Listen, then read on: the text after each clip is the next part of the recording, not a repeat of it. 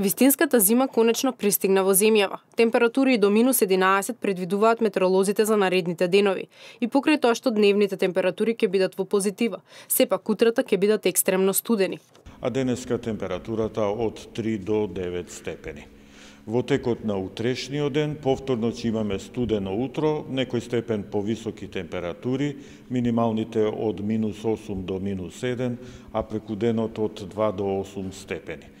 И утре ќе дува северен ветер со слаб до умерен интензитет, а температурите, како што реков, малку повисоки и ќе имаме и претежно сонце, само во предпладневните часови малку повеќе облачност и тоа претежно во северозападните делови.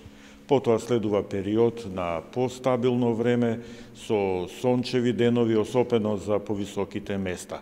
Сепак од четврток, особено кон викендот, ќе се вратат условите и тоа ќе бидат се поголеми за појава на утринска магла.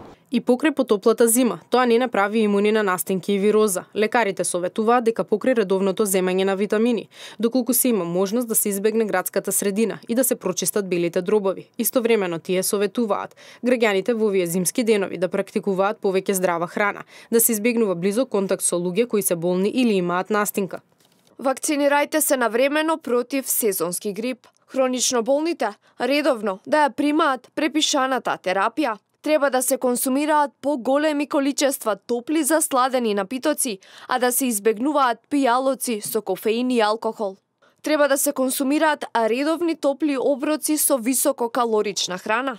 Во случај на настинка и потешкоти при дишењето, обратете се кај вашиот матичен лекар. Проверете го времето и временската прогноза, а потоа одберете и соодветна облека. Бебињата се повеќе подложени на ладење, па затоа почесто треба да се проверуваат дали се загреани. Болниците, поликлиниките и амбулантите ширум Македонија се приполни со граѓани заразени од грип и респираторни заболувања, како последица на смогот и загадувањето. Годинава состојбата е поалармантна и данокот е поголем како последица на нестабилното време. Нема доволно снег и ветер, кои можат да го прочистат воздухот и да ја намалат концентрацијата на PM10 частичките во воздухот.